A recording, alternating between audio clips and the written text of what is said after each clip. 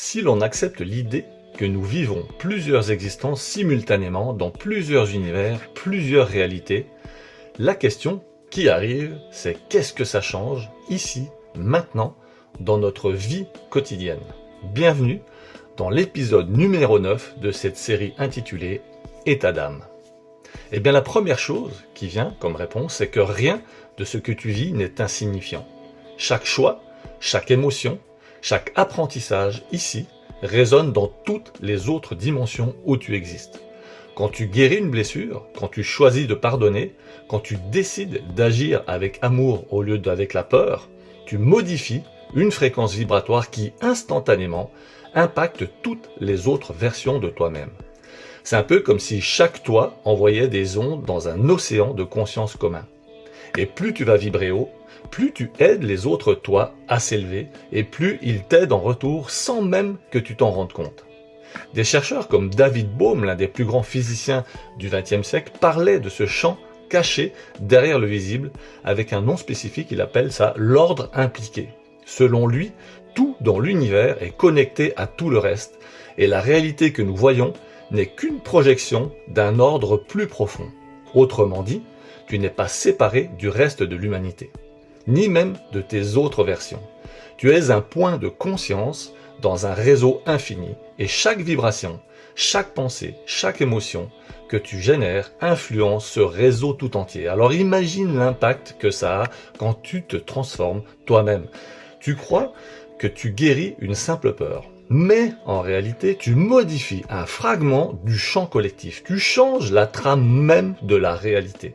Et tu ouvres une nouvelle ligne de temps où d'autres versions de toi peuvent respirer mieux. Et ça, c'est vraiment fascinant.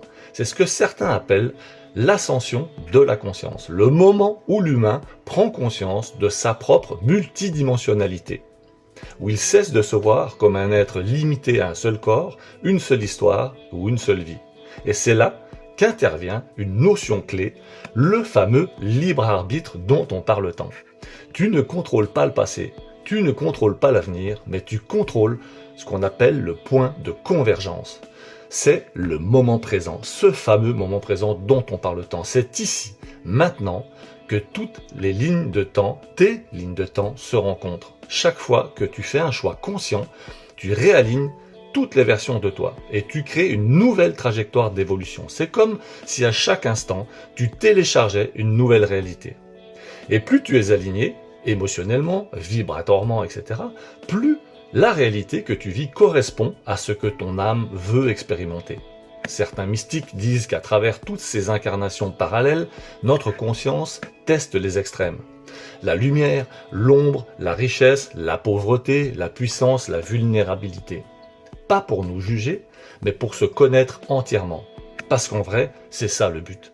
Pas d'être parfait, mais d'être complet. Et plus tu intègres les expériences, même celles que tu juges négatives, plus tu redeviens entier. Et plus tu redeviens entier, plus tu te reconnectes les morceaux de toi qui sont dispersés à travers le multivers. Tu veux savoir pourquoi certaines âmes semblent vivre des vies faciles et d'autres des vies de douleur, de guerre, de manque, on en a déjà parlé dans les autres vidéos. C'est juste parce que chaque plan d'existence sert une exploration spécifique. C'est ce que tu appelles l'injustice. Mais l'injustice, c'est un concept humain. Et c'est souvent que le reflet d'un choix d'âme. Alors je sais, j'ai vu dans les commentaires, et je te remercie pour tous ces commentaires, beaucoup de gens me disent, oui, mais quelqu'un qui vient, un bébé qui est torturé, machin, etc.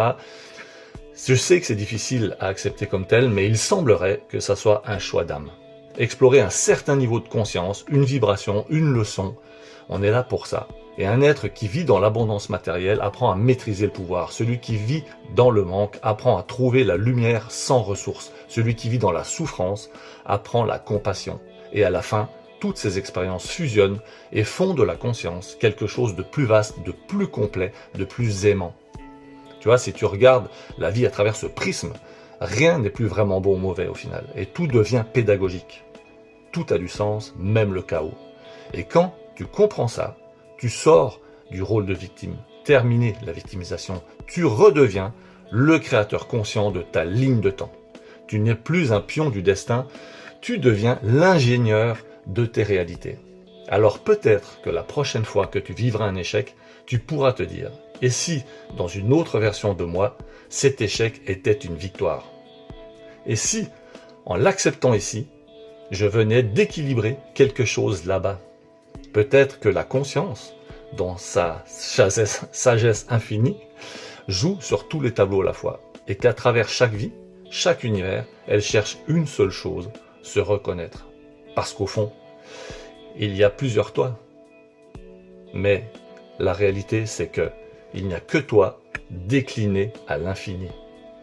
Un même feu, sous des formes différentes, cherchant à comprendre ce qu'il est. Et si c'était ça, le vrai miracle de la vie? Non pas survivre, mais se souvenir. Dis-moi ce que t'en penses dans les commentaires. Like, partage et abonne-toi pour rien louper. Et merci du fond du cœur de me suivre.